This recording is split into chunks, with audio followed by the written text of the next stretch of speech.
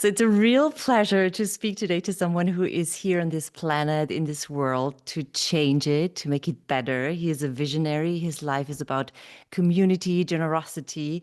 He's a founder of ServiceSpace, an incubator of projects that operates at the intersection of volunteerism, technology, and gift economy. But we're going to talk about that later.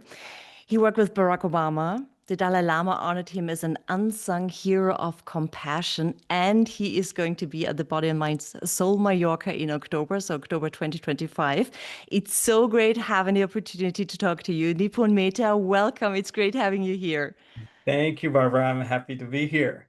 It's really great. Technology is great, right? You're in California, I'm in Vienna, and we can talk to each other. So it's really I love it, indeed, indeed. And I'm from the technology sphere, so for me, it's even more. exactly. Yeah. So let's talk about your life a little bit for everyone who doesn't know you. You are an US citizen. You were born in India and you came to the US when you were 13. So it wasn't easy. That's what I read. But you've studied at Berkeley University. So that's one of the top universities, computer science, philosophy.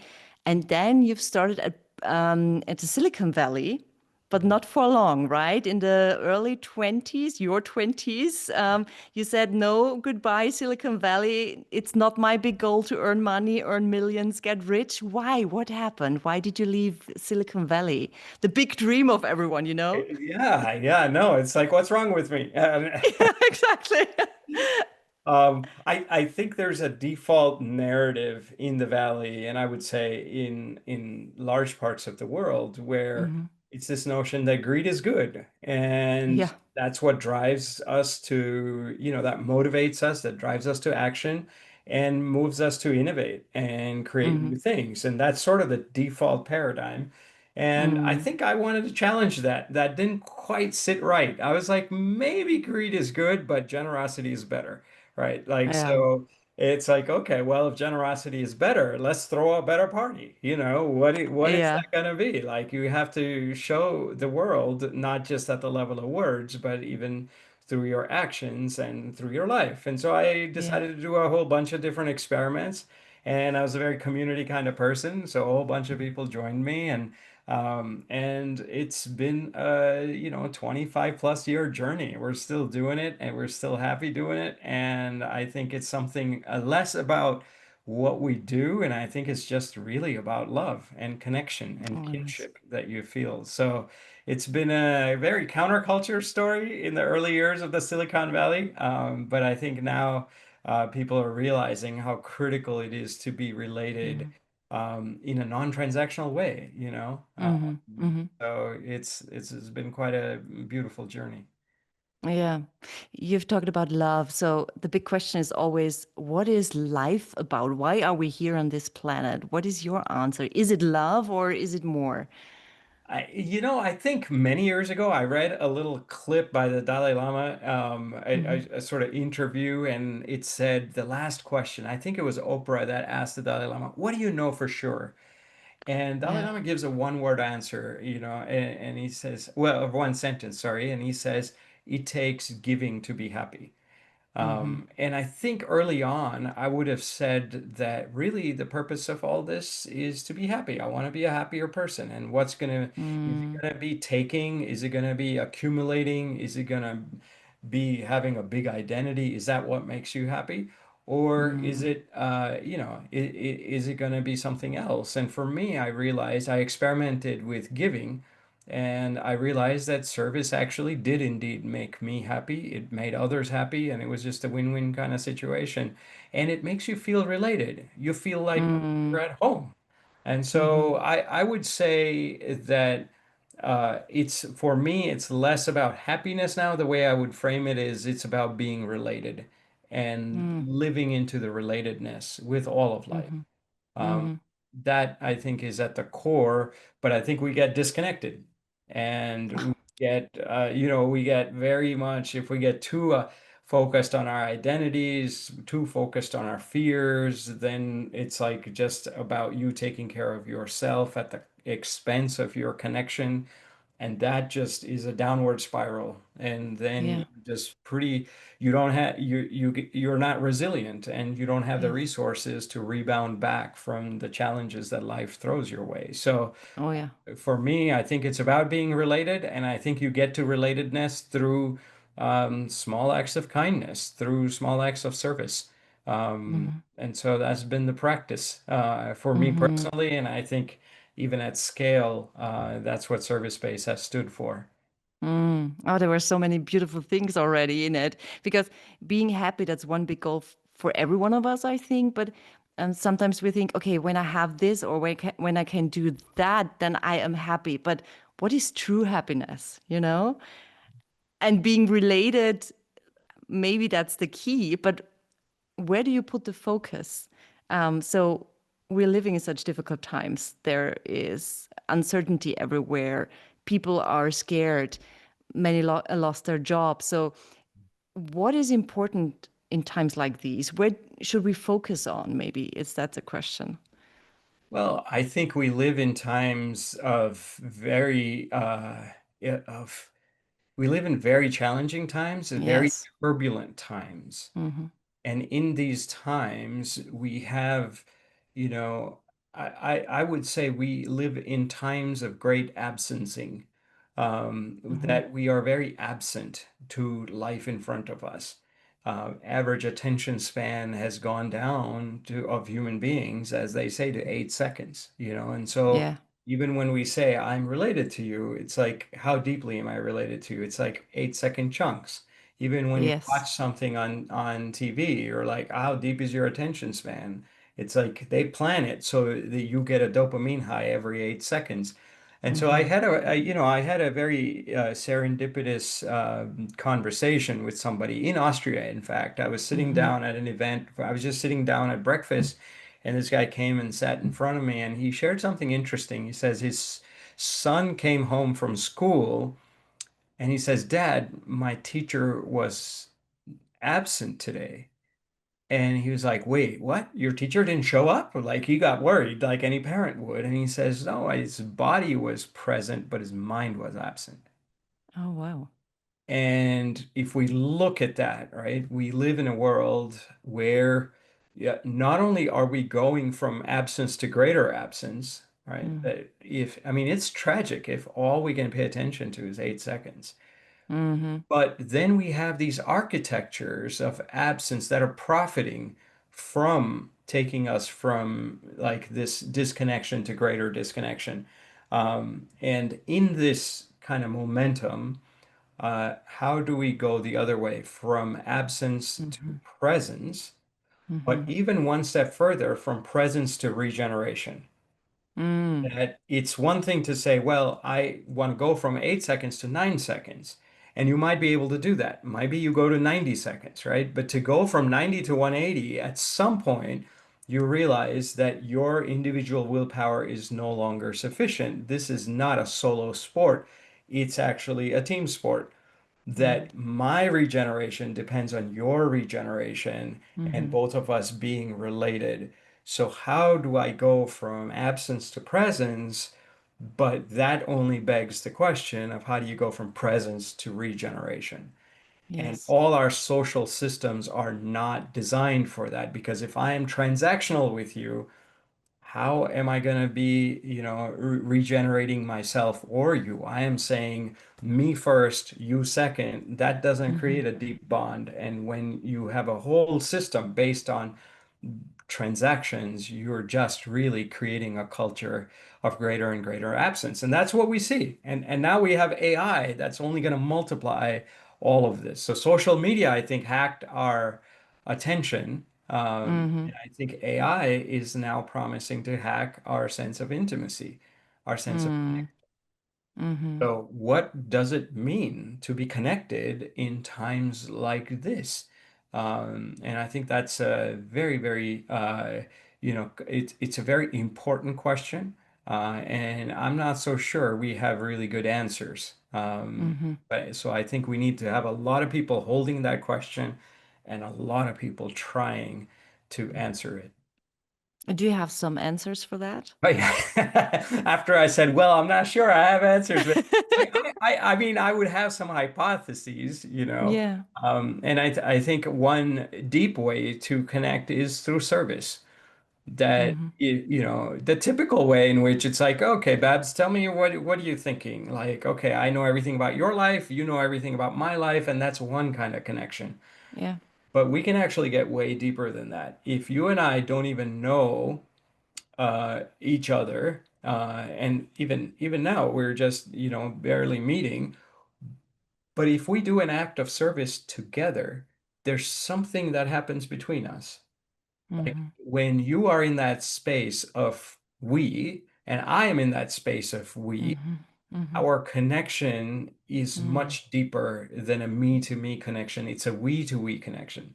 It's you Mm-hmm. and all your influences that made you who you are, me and all my influences that made me who we are, Mm-hmm. and both of us orienting outwards towards the we. So I think there's something about coming together in service, coming together without this concept of transaction and trusting that process to take us to a deeper state of connection, and not just connection, not just a relationship. Relationship starts to turn into synergy, and synergy starts to turn into emergence.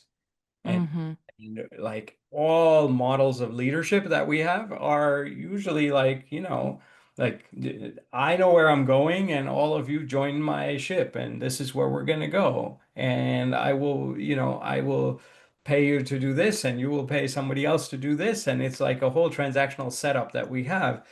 But what does it mean to lead with relationships, which is to say to lead with the gifts of emergence? Mm-hmm.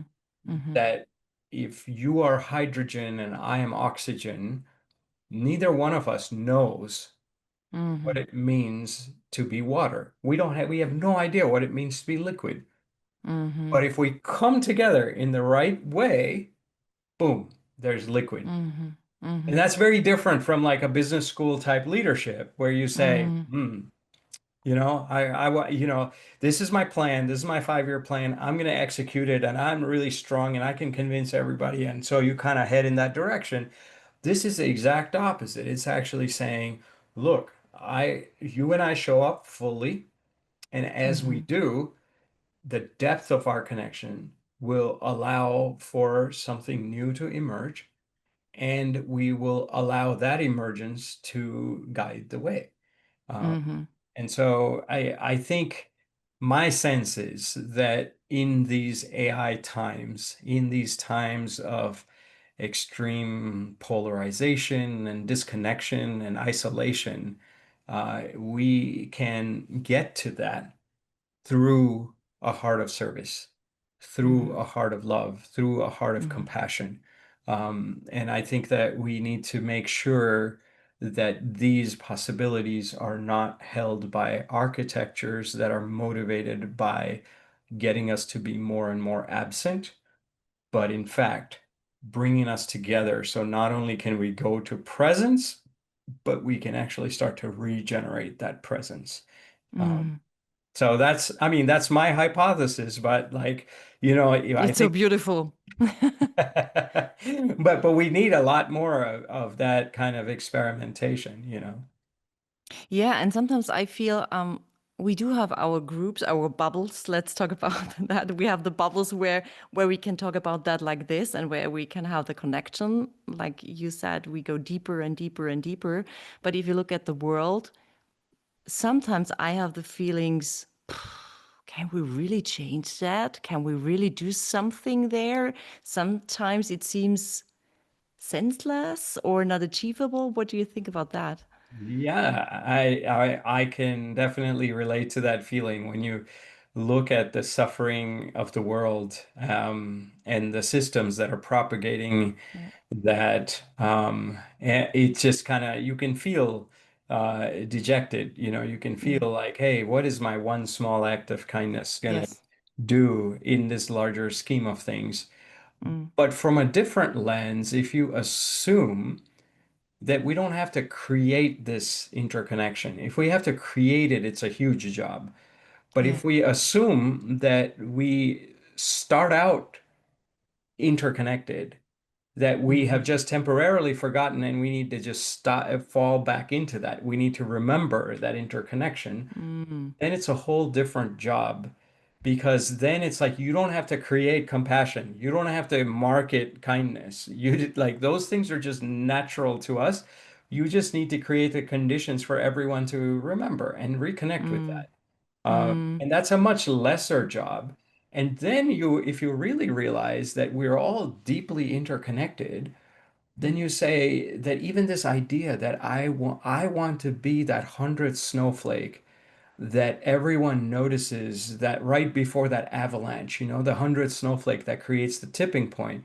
We want to be that 100th snowflake and get the Nobel Prize and be Mm-hmm. acknowledged that I created this. But actually, in all honesty, like whether you're the, 23rd or the 37th or the 61st or the 100th, it's really you've always actually been capable of just doing small acts, right? As Mother Teresa would say, small acts with great love is really all we're capable of doing. So even this notion that I want to be big and powerful so I can change the world is Mm-hmm. probably a misguided story that we have told ourselves. That no one actually has this disproportionate capacity, although it seems like it, and although we have created systems that really propagate that story. But if you assume that we are all deeply connected, man, that smallest act done with the greatest love can Mm-hmm. actually affect the whole Mm-hmm. web. And So I beautiful. think kids are great examples of Yes, living this, right? That you're exactly. not born bankrupt. A lot of people, I went on a walking pilgrimage in India, and a lot of people, we would eat whatever food is offered and sleep wherever place is offered. And a lot of people would come up and say, before you can give, you first need to have something to give. Mm-hmm. And I was like, hmm. I mean, it was something that didn't sit right with me. I was like, okay. Mm-hmm. Mm-hmm. I guess I kind of do. That makes some sense, but then it doesn't make sense. And I couldn't put my finger on it. But then as I thought about it, I had the perfect sort of response to it. And with these people on the streets, you don't have like 5 hours to like discuss the nuances of all this. It's like, yeah, man, first go acquire something so you can give. You can't just give right like this. And I would say, so does that mean that I was born bankrupt? And if you're born bankrupt, and I mean, if that's your worldview, congratulations, right? That I have nothing when I was born. I don't have any Mm-hmm. capacity to love, to smile, to make anyone feel good. I don't have any of that. But then I need to go achieve all these market goals. I need to accumulate my bank balance, and then I need to go out and give from there. I mean, that's one form of giving, but there are 1,000 forms of giving, and we're all capable of giving, right? So Mm-hmm. this Mm-hmm. notion that I need to first have to give is a very narrow funnel. I need to have this kind of wealth, right? Like I need to have this kind of capacity. But actually, everyone has something or another that they're good at and that they're capable and wanting to give, and that nature will reward them immediately for that Mm-hmm. giving. Like they will have this dopamine, oxytocin, serotonin immediately, right? Like, so you Mm-hmm. don't need all that thought structure of, oh my God, is my small act of kindness really meaningful? It's like, yeah, over time, you stop even asking that question because immediately in your biology, your body feels like it's eating thousands of chocolate bars. Mm-hmm. Nature is Exactly. rewarding you. Like Yes. Yeah. you don't need to know all of this stuff because you're already interconnected. And nature Mm-hmm. is saying, boom, here's oxytocin, here's serotonin, here's dopamine, here's endorphins. And you're like, wow, I feel like $1 million.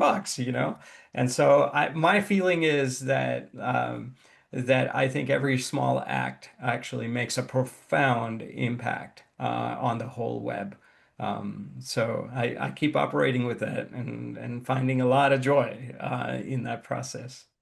Giving, being at service, it changes so much. It gives yourself so much. It makes you happy. It makes there's so much love, and that's what it's all about. I think sometimes that's what you. I think that's what you meant when we people we have it inside of us, right? The love is where we came from. Maybe that's what we are, and every time we can feel it, we feel home and happy. So yeah, What more I do you know. want? Yeah, exactly. That's what we're looking for, right? But we're looking in, I don't know, getting money and being powerful, and maybe that makes us happy. But no, it's really the giving part. It's really the loving part. It's generosity. It's being at service. Yeah. All that is silver medal. When you get Yeah. the gold, why settle for Yeah. silver? You can get, Yes. we can all get the gold, right? So. Yeah. Now I know why Barack Obama took you in as an advisor. So, um, but you know what? The really beautiful thing is everything you've talked about, being in this space of love and giving and acting together and going into this deep relationship. All of that is Body, Mind, and Soul Mallorca. It has one big goal. I really love that. Making Mallorca the area or the island with the most conscious people in the world. And I've been there in April, the first time of my life. And I met all these people, and it's exactly what their goal is. So there's so much love, there's so much connection, and I'm really looking forward to October, the 18th to the 26th October. There's the next festival, the next convention, and you will be there too. I'm really looking forward to that too. So, what can we expect from you being on stage? How long will you be there? Because the very special thing is that there are the speakers on stage and off stage, and everyone is learning from each other. We're all talking to each other, and it's such a great connection. So, what can we expect from you? Yeah, well, I always believe in the field, that there's Exactly. field effect. We all have to play our part, and Yes. sometimes that means, being up on stage and doing your thing, and sometimes that means being completely in the back. Sometimes that means being in the Yeah. middle, and it Yes. doesn't Yes. really matter in the larger scheme of things. But Yes. I think what matters is the organizing principle that brings us together. So if we're all thinking about deepening our consciousness, Mm. if we're all thinking about stepping into greater expressions of love, if we're all thinking about creatively building systems of regeneration, not just material regeneration, but even spiritual regeneration. And if we Mm. all realize that my liberation is tied up with yours, and we're in that space, I think it's just that in and of itself is its own, Mm. and so I think to have a community that is dedicated to that, I think is really is a wonderful island of possibility. Or Mm. as I think there was a Nobel laureate that said, it creates an island of coherence. Yes. And once you have enough of these islands of coherence, it starts to organically just shift the dominant paradigm. Yeah. And so I think what we'll do there is perhaps that, is an Mm. experiment in creating an island of coherence and Yes. play whatever role needs to be played for that greater good. And I'm going to be, I think I'll get to a part of my time there. I'll be on stage, as will you. And I think for me, the thrust of it is going to be, how do we build a world where it's not just content, but there's Mm. also context. Mm. That if you're just about content, like even if you look, I read an interesting statistic. It said that humanity created 5 exabytes of data from the beginning of time to 2003.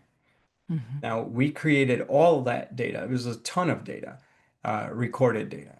We created that much data in just 1 year in 2003. But in Mm. 2024, we created that much data every 14 minutes. Wow. And now, this year, we're probably going to go way past that. Not just a few seconds, we're actually going to create synthetic data. Yes. And so when you live in those worlds and you say, wow, content is the value of content is rapidly approaching zero. Yeah. Yeah. Intelligence itself, the intellectual intelligence, I should qualify, itself is becoming too cheap to even meter. Hmm. And all of this is going to change the world. But what it will really invite us to is to ask the deeper questions, to say, what is the Yes. context? So it's like there is the context of, somebody speaking, and there's the content of what they're saying. And that you can get on YouTube also, right? Like, but what is the context of feeling that person in a multidimensional way? What is the context of then feeling the whole group that's there? Hmm. And how does that group coherence affect each one of us? What is the context of like the larger, the local ecosystems that are part of that community in Mallorca in this case, and then you Yes. can go farther out to Spain and the world. So I'll be, in some sense, I'm going to talk probably a little bit about how do we design for deepening context. But I think what excites me from what you have shared, what Renee has shared, what Katrina has shared, is that it's actually like we're going to be a living laboratory, for Yes, building that exactly. context. Like it, and that's exciting, right? Like that's Yeah, that's really exciting. You're such an inspiration to so many people. What is your mission? Do you have one big mission, or does it change from year to year, from challenge to challenge? I mean, I'm sure I would have many micro missions, but I think Yeah. overarching mission is that I want to be a kinder person today than I was yesterday, right? And Hmm. and you just want to try to go in that direction, that you're just a better human being, more connected, more related, and hence kinder and gentler with Mm. how you lead yourself in the world. So I try not to even have like, ideas of the impact that I want to create. I think impact will create itself if you just take care Mm. of the Mm. process. And the process will also take care of itself if you just take care of your core values. And so how do you Yes. lead with that? Hmm. And that's work. And you're not going to succeed all the time, but you try harder today, and hopefully you're in a better place to rebound today than you were yesterday or last decade or 30 years ago. And so to me, it's just about trying to not just what you do, paying attention to not just what you do, but also paying attention to who you are becoming. And Mm. Yeah. that to me is a very core part of who I am. Mm. And how I hope to show up in Mallorca to be with all of you. Oh, yeah, we're looking forward to that too. And thank you for the reminder. One last question. Is there one thing you do each and every day that helps you becoming the man you want to become, or one thing that helps you getting what you just described? I would say making tea for my wife. I do Oh, that. nice. I do that twice a day, but she's from northern India, and Yeah. in that region they love their tea, and she loves her tea. But it's obviously not tea. It's connecting to that regeneration of love inside you. Yeah. I've known her since I was 18, and that's a long Mm. time. And um, you can't do it as a concept, like, oh, I have to Hmm. do it. You can't do it Hmm. as a chore. It doesn't regenerate. It only regenerates if you're genuinely just doing it out of love. That Hmm. may that person find a little extra, bounce in their step because of my small, humble act of love. Mm. And I think I do that. I get great joy from it. I can't even say I do that for her. I probably am receiving a lot more than giving. And in that humble process, I'm reminding myself that all the other, 9,000 moments in the day that I might have, I'm capable of doing that. And Mm. if I take care of that regeneration within me, the process will take care of itself and the outcomes will take care of itself. And I just have to be anchored in that. And so to me, that's really a small practice. And I try to have many of those kinds of practices throughout the day that help me stay anchored in the infinite, so to speak, while we Oh, engage with the finite, you know. yes. Oh, beautiful. Thank you so much. Thank you so much for the reminder. So let's go out there and think about what can I do for others? How can I be at service? So that's really beautiful. Yeah. And how can you do it? How can you be of service without thinking of, hey, this needs to be some giant act. It needs to Exactly. create giant impact, Exactly. or that it Yeah. needs to be financial even. It could Yeah. be the smallest thing. It could be act Yes. of listening. It could be a Yes. hug that you give even to a Yes. tree. It could be anything. Yeah. Because it's less about the outward expression. It's also a lot more about what's happening within you. And if you Yes. can change through that small act, then everyone else for the rest of eternity that encounters you is meeting that new you. And bit by bit, Yes. you're a different, your contribution by your very presence Yeah. is different. So yeah, I'm looking forward to being together and being with all of you and being in that shared space. So thank you for having. It's going to be so, it will be amazing. I'm sure about that. Thank you so much for the time now. And thank you so much for coming to Mallorca in October. Really looking forward to that. And I'm looking forward to to your speech, to connecting, to whatever is going to happen in Mallorca. Likewise, likewise. Thank you so much. Thank you so much. Big hugs.